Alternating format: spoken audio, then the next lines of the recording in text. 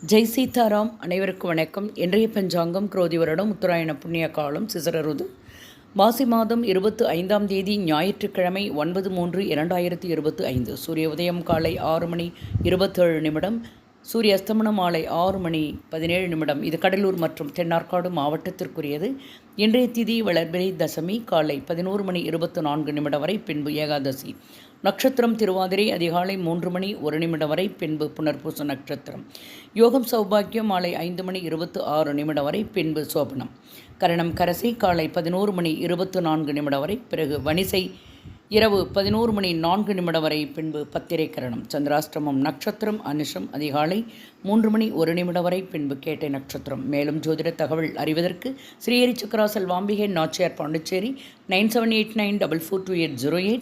வாழ்க வளமுடன். நன்றி, வணக்கம்.